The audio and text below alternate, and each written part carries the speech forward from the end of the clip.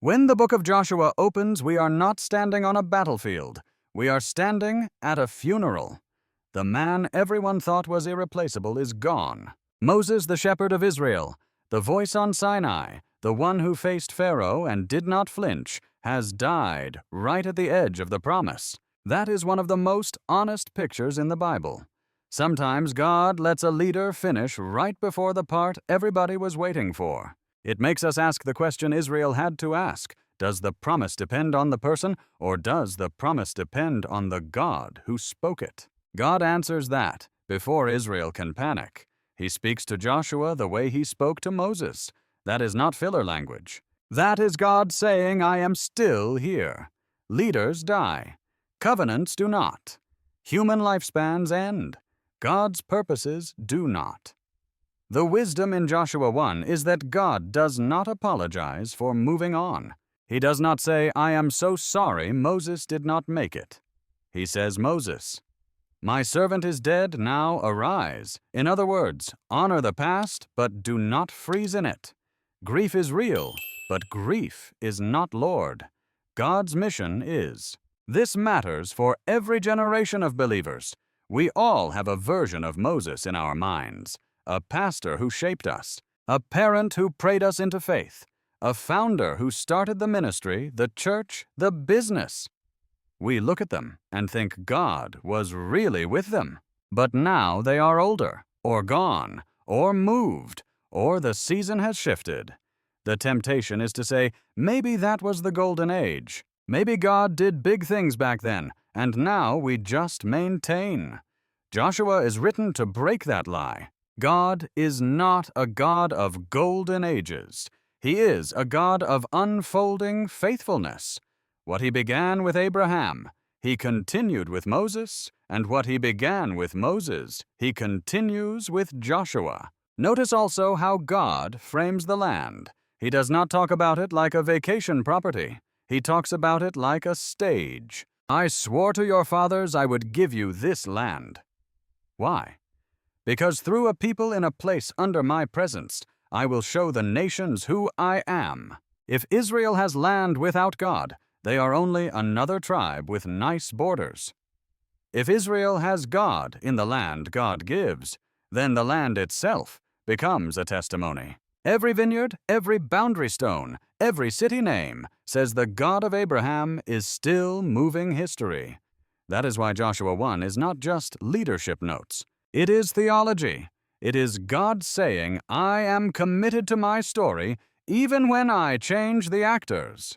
We should pay attention to something else. God does not let Joshua lead out of personality. He lets Joshua lead out of proximity. Be strong and courageous. How? Because I will be with you. That line is the same engine that drove Moses. What made Moses dangerous to Pharaoh was not his skill set. It was his God. What will make Joshua safe in front of Canaanite kings is not his military resume. It is his God. That is one of the most stabilizing truths for modern believers. We do not have to inherit the talent of our mentors to keep walking in God's plan. We have to inherit their dependence. So, the opening of Joshua gives us 3 slow truths. First, God's promises run longer than human leaders. Second, God's presence is what makes a place the promised land, not the other way around. Third, God invites the next generation to step forward without apology. If yesterday you were only an assistant, that is fine. God has always written next chapters with yesterday's assistants. The only requirement is the same one Joshua got. Be strong, be courageous, hold on to the word. I will be with you. If the first thing Joshua shows us is that God's promise does not die with God's servant, the second thing it shows us is what the land is actually for. We tend to think in terms of achievement. We hit a goal. We buy a house. We plant a church. We launch a business. We move into a better neighborhood, and we say, finally, we made it. Israel could have thought the same way. 40 years of sand, of manna, of circling of funerals. And now, finally, there is river water in front of them, and a land on the other side. But God slows the moment down. He keeps talking about His law. He keeps talking about His presence. He keeps repeating, I will be with you. Why? Because Canaan is not the finish line, it is the classroom. The text tells Joshua to meditate on the law day and night, so that he will be careful to do everything written in it. Then you will prosper. That sentence rearranges the whole mindset of the people. Conquest is not what makes them prosper. Obedience is. Entering the land is God's gift. Thriving in the land is their response. God opens the door, but then He watches how they live inside what He opened. That is a very modern word. A lot of us pray hard for a door to open: marriage, visa, job, ministry, platform. Then the door opens, and we relax as if the opening was the test. Joshua says the opening is only the beginning of the test. The wilderness tested whether Israel would trust God's daily bread. The land tests whether Israel will trust God's daily word. And notice the pattern God is setting. He makes Joshua look like Moses on purpose. Joshua hears God personally. Joshua is told to keep the book. Joshua will lead the people through water. That is not God trying to manufacture celebrity part 2. That is God saying, I work in patterns. I taught you what it looks like when I raise up a servant, and I stay with him. I can do it again. The unshakable part is not the name of the leader. The unshakable part is the covenant and my nearness. That matters for churches, ministries, even families. If we make the previous leader the whole story, we will always be disappointed, and we will always be afraid of the future. If we make God's presence the whole story, we can receive whoever He raises next. The land itself is proof of that. God is saying, I did not forget Genesis. I did not forget the promises to Abraham, Isaac, and Jacob. I did not forget what I said to Moses. Generations passed, empires moved, your parents sinned in the desert. Still, I am bringing you in. That means something for believers who feel late. Maybe you spent years wandering in disobedience. Maybe your parents did not walk with God. Maybe your church went through division. Maybe the one you loved and trusted is gone. Joshua says God can still bring you into what He promised, not because you kept everything perfectly, but because He did. There is another quiet but important piece here. God tells Joshua to be strong and courageous, but He tells him that 3 times. When God repeats Himself like that, He is not padding the speech. He is addressing the real fear in the room. Taking land is not romantic. It is slow. It is contested. It is public. Everyone will see if you fail. Joshua needed to know that success in Canaan would not come from cleverness or from copying other nations. It would come from staying inside God's voice. That is why the land is said to be a place where Israel can live out God's rule before the nations. The land is not for flexing power. It is for displaying holiness. So if we read this second movement of Joshua in our own lives, it speaks like this. God may very well give you a space to live, lead, or build, but the point of that space is not to prove that you were right all along. The point is to host God's presence in public.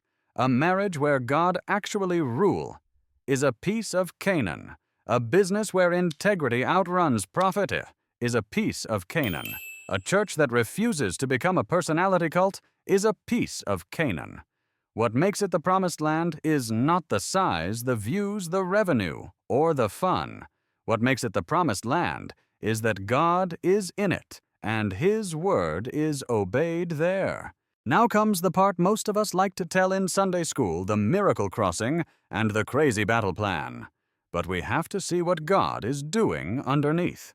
Before Israel fights anyone, God walks them right up to the Jordan and makes the whole moment look like the Red Sea all over again. Priests in front, Ark of the Covenant in the middle, water stopping, people walking through on dry ground. That is not God showing off. That is God saying, I am the same God who brought you out, and I am the same God who will bring you in. Rescue and entrance have the same author. It also tells Joshua something he really needed to hear. You do not have to be Moses to lead these people. You just have to walk in the same obedience Moses walked in. Then instead of launching straight into war, God slows them down for covenant things. Circumcision again. Passover again. That feels backward to us. We want momentum. We want to hit while the enemy is afraid. God wants hearts aligned first. He would rather have a small, circumcised, remembering, obedient people than a big, fast, proud people. He is teaching them that in the land, holiness comes before strategy. That is a word for every church planter, every ministry leader, every parent. Do not try to conquer anything in God's name while skipping the basics God already told you to do. Renewal before battle. Jericho is the clearest picture of that. Humanly, it is the worst place to start. Walled, locked, watching. But God picks it on purpose because He is going to win it in a way that makes it impossible to brag. March. Carry the ark. Blow the trumpets. Shout when I say shout.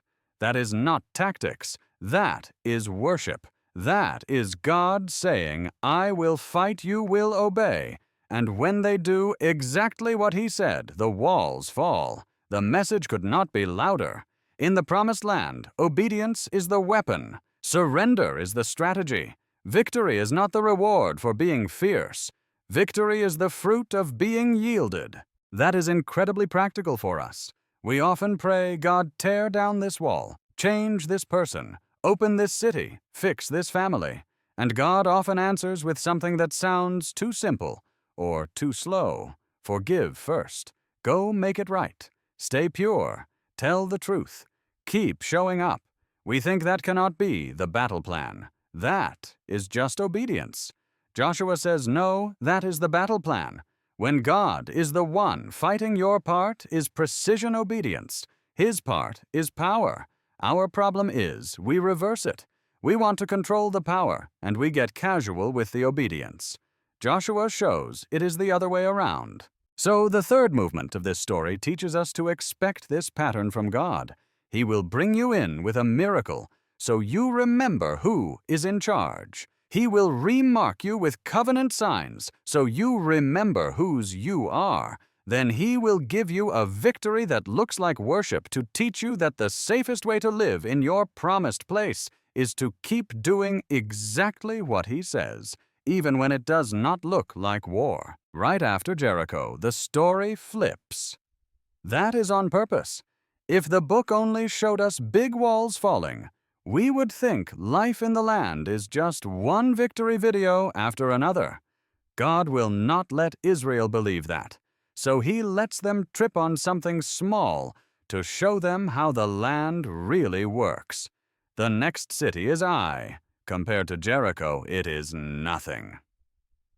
Smaller, weaker, not famous. Israel goes up expecting an easy day, and they lose. 36 men die. Joshua is crushed. He falls on his face and asks what many of us ask when something suddenly goes wrong. God, I thought you were with us. Did your promise fail? God's answer is sharp. Israel has sinned. Notice He does not say Achan has sinned, even though it was Achan who secretly took the devoted things. God talks about the whole people because that is how covenant community works. One person's hidden disobedience polluted the camp. Victory in the land is corporate, which means disobedience in the land is also corporate. That is a hard truth for modern individual private sin Christianity. We like to think what I keep to myself will only hurt me. Joshua says what you keep to yourself can weaken a whole people. Churches have felt that. Families have felt that. Ministries have felt that. On the outside, everything looks strong. On the inside, there is something God said to destroy, and someone kept it. Then the I moments come, and we are shocked. This scene teaches us several things at once. First, success in God's place is not automatic or guaranteed. Jericho does not mean I. Yesterday's obedience does not pay for today's compromise. Second, God will expose what He sees even if no one else saw it. Israel did not know about Achan. God did. Third, there is no moving forward until the sin is dealt with. Israel has to bring it out. Remove what God forbade, restore the holiness of the camp. Only then do they go back to Ai and win. So the pattern in the land becomes very clear. Obedience brings life. Disobedience brings loss. The same God who knocks down fortified walls for a surrendered people will let a small town defeat the proud people.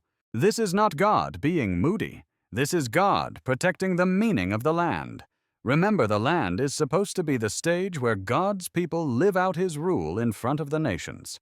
If the stage gets defiled, the message gets blurred. God would rather pause Israel's advance than let them preach a false picture of Him. That is actually mercy. He is telling them, I will not let you succeed without me. I will not let you get used to blessing while hiding idols under your tent. I want you to live inside this gift in a way that is clean. For us, this is extremely relevant. God can give you a marriage, a ministry, a leadership seat, a business opportunity, and then suddenly something does not work that should have worked. We assume the devil. Sometimes it is not the devil. Sometimes it is Joshua 7. God put His finger on something that does not belong in a covenant people. Maybe it is money taken the wrong way. Maybe it is a relationship kept in the dark. Maybe it is bitterness He already told you to forgive. The I moments invite us to do what Israel did: stop. Ask God why, let Him point at the hidden thing, remove it, and only then go back and fight again. The good news in Joshua is that after dealing with the sin, Israel does go back, and Israel does win. Failure in the land is not final, but it is always instructive.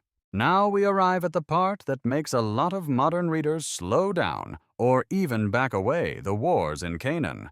If we read these chapters flat without context, it can sound like God told Israel to wipe out a whole people just because He could. That is not what is happening. The book itself gives us guardrails. First, these campaigns are not Israel's personal expansion project. Israel is not a little empire trying to grab land from weaker neighbors. The text keeps saying that the Lord is the one driving out these nations. Why? Because of long-term, deeply rooted violent idolatrous practices, child sacrifice, sexualized worship, entrenched injustice. This is not random violence. It is targeted judgment. It is God saying, sin does not get to stay forever in the place I am giving to my people. Second, we have to remember the language. Ancient war reports talked in total terms. They destroyed all. None remained. But even in Joshua, and definitely in Judges, we still see Canaanites around. That tells us the phrases are military ways of saying the enemy was decisively broken. The power center was taken down. The threat was neutralized. It is like saying we routed them, not like saying we killed every breathing person with no exception. That does not make the stories soft. It makes them clearer. God was smashing strongholds of corruption, not turning Israel into a permanent extermination machine. Third, and this is huge, this was for that moment in salvation history. Israel is not told to go around the world doing this to every nation. In fact, in other places, they are told to protect foreigners, to seek peace, to love their enemies, to leave gleanings for the poor. So Joshua cannot be used to justify holy violence today. The point to carry forward is not kill like Joshua. The point to carry forward is God is holy, and He really will confront evil, and sometimes He does it in history visibly. When we keep that lens, the stories make sense. Jericho and Ai are not trophies. They are pictures. They show that God is the warrior who will not let toxic idolatry stay in the land He gave. They show that God's people are safe as long as they stay on God's side. Remember Joshua's strange encounter with the man holding a drawn sword. Joshua asks the question every nation asks in every conflict, are you for us or for our enemies? The answer is neither. I am the commander of the Lord's army. That flips everything. The real issue is never is God on my side. The real issue is am I on God's side? God is not a tool we carry into our battles to bless whatever we already decided to do. God is the King, waging His own war against evil, and He invites us to line up. That is a needed correction for us right now. We are quick to claim God for our team, our party, our side of the argument, our ministry brand. Joshua says, be careful. God is not anxious to prove He is with you. He is already committed to His own holiness, His own mission, His own covenant. The safer question is, Lord, where are you fighting, and how do I submit?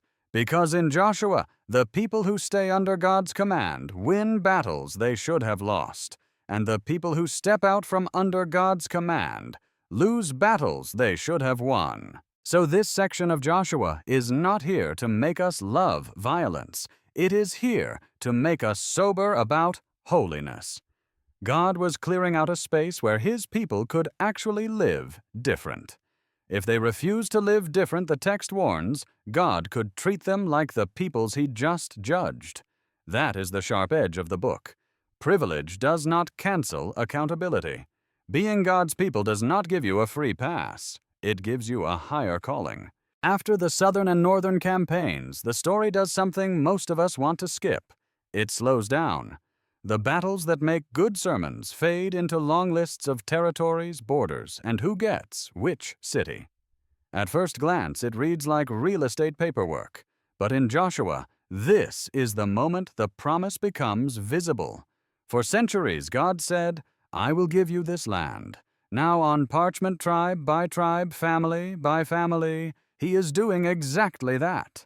Every boundary line is God saying to Abraham, centuries later, I kept my word. That slowness is part of the message. We love Red Sea moments, Jericho moments, the sun standing still moments. We do not love surveyor moments, allocation moments, administration moments. But most of the Christian life does not look like walls falling. It looks like faithfully occupying what God already handed you. It looks like naming it, stewarding it, building on it, finishing what remains. Joshua shows that God's faithfulness is often slow, detailed, and personal. He does not just bless Israel in general. He blesses Judah, Ephraim, Manasseh, Benjamin. He gives actual places to actual people. That is how tangible His covenant is. There is responsibility in it too. Some tribes are told, go up and finish driving out what remains. In other words, God has given, but you must take. Promise does not cancel participation. Grace does not erase effort. In the land, God's part and our part run together. God opens the door. We walk through. God hands the inheritance. We clear out what does not belong. God gives us a place. We make sure that place stays clean and aligned with His ways. That is still how God works with us. He gives you a marriage, but you have to forgive. Listen, serve. He gives you a ministry, but you have to guard doctrine and character. He gives you a business, but you have to do it honestly. He gives you a neighborhood, but you have to love your neighbor. Another thing the allocation chapters show is that God is not embarrassed to make faithfulness ordinary. Up to this point, Joshua has felt epic. Plagues remembered seas, parted cities, fallen kings defeated. Now we are talking about who gets the hill country and who gets the lowlands. But that is the whole point. God did not bring Israel into the land just so they could tell miracle stories. He brought them into the land so they could live under His rule day after day. The miracle cleared the way. The listing of towns shows what it looks like when God's people actually start living. For a modern audience, this section preaches a simple but needed word. Do not despise the slow parts of obedience. Do not roll your eyes at the budgeting, the meetings, the family schedules, the small groups, the follow-up, the forms, the paperwork, the check-ins. Sometimes that is exactly where God is making His promise concrete. Sometimes the spreadsheet is how the promise gets recorded. Sometimes the calendar is how the inheritance gets protected. In Joshua, the boring parts are holy because they are proof that God did not just talk. He delivered, and He expected His people to order their lives around what He delivered. At the end of the book, Joshua gathers the people and does what good leaders do before they leave. He looks back and he looks forward. He walks Israel through their own history. It was God who pulled you out of Egypt. It was God who carried you through the wilderness. It was God who beat the kings of Canaan. In other words, none of this was self-made. You were not the strong ones. God was. That is the logic of covenant. Because He has been relentlessly faithful, the only reasonable response is that you serve Him alone. But Joshua is honest. He does not flatter the people. He warns them. If you turn to the gods of this land, the same God who judged those nations can judge you. Being God's people does not put you above His holiness. It puts you right in front of it. That is why He says the line almost every Christian home has somewhere. As for me and my house, we will serve the Lord. That is not a cute wall verse. That is a covenant stance in a land full of rival worship. Joshua is modeling what it looks like to lead a household, a church, a team, a ministry, in a place where other gods are attractive. Choose now, not just in theory, in practice, in loyalty, in habits, in what you tolerate, in how you spend, in what you let stay in the land God gave you. The book ends where the whole story began, with a choice. God has brought them in. God has fought for them. God has set up guardrails. Now Israel must decide whether they will live inside the gift the way the giver wants. That is the thread that ties the whole book together. Joshua starts with a funeral, but it ends with an invitation. A human leader dies, but God's promise does not. A new leader rises, but the real commander is still unseen. A people receive land, but are told they can lose it if they become like the people God just judged. The land is a gift. It is also a test. For us, that keeps the message sharp. God is not a mascot for our plans. We are invited into His. Obedience still comes before victory. Holiness still matters in the place God plants us, Family Work City Ministry. And the God who kept His word to Abraham across centuries is the same God who can be trusted to finish what He started in you. Our part is the same as theirs. Be strong and courageous. Hold on to His word. Choose Him again and again, so that the place He gave you does not become the place that pulls you away from Him. Let's pull the whole arc together because Joshua is doing more than telling war stories. It is teaching a pattern of how God works with people He loves. The pattern looks like this. God brings you in. God fights for you. God sets up guardrails. Then God asks you to choose Him again and again, inside the very gift He gave. That last part is where many believers stumble. We think once God opens the door, the rest will just flow. Joshua says no. The danger zone is not only in the wilderness before the promise. The danger zone is also inside the promise.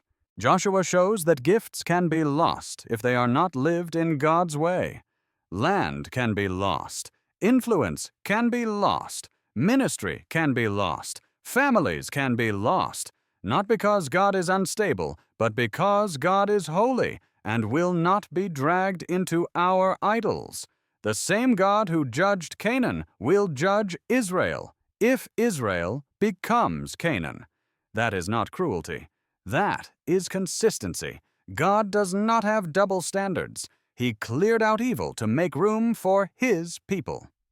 If His people embrace that same evil, He will confront it, even if it has His people's name on it. This is why the book pushes us to read our own lives with two lenses. First, look back.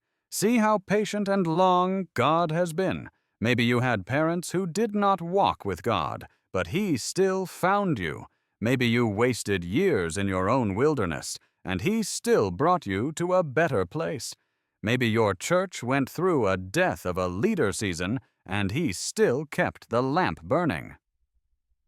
That is Joshua chapter 1, faithfulness. God is not done when people are done. Second, look forward. Ask what land God has placed you in right now. Maybe it is a marriage that finally healed. Maybe it is a new ministry role. Maybe it is a business that somehow survived. Maybe it is a neighborhood you did not even want to live in. Maybe it is a season of waiting that you do not understand. Joshua tells us to treat every one of those as promised ground. God brought you in. Now He is watching how you will live in it. Will you worship or drift? Will you obey or improvise? Will you remove what does not belong or make peace with it? The hope in Joshua is not in Israel. The hope is in the God of Israel. He keeps covenant across centuries. He raises leaders when old ones die. He fights battles His people could not win. He hands out inheritances name by name, and even when His people fail, He shows them how to clear out the sin and go back to I. That is the kind of God we are dealing with.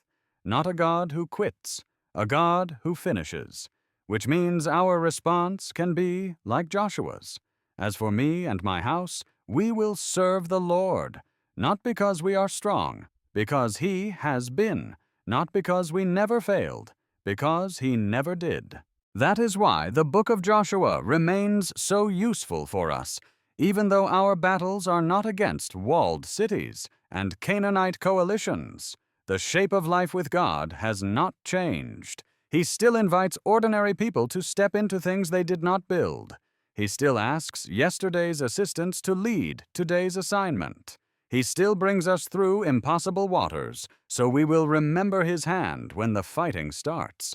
He still insists on covenant renewal before strategy. He still links victory to obedience, not to size, skill, or reputation.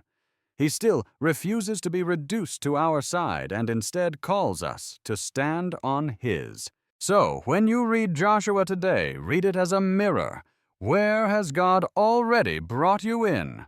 What Jericho did, He already knocked down for you. What Ai exposed something you were hiding. What boring part of your inheritance have you been neglecting because it does not feel dramatic? And what rival worship is tugging at your house while you are living in the very place God gave? If you can name those things, you can do what Israel had to do. Remember, remove, renew, and choose again. The book starts with a funeral and ends with a choice, because that is the rhythm of every generation. Leaders will come and go. Seasons will rise and fall. Opportunities will open and close. But the covenant-keeping God will keep walking His people into rooms they could not enter on their own. Our job is not to make the story epic.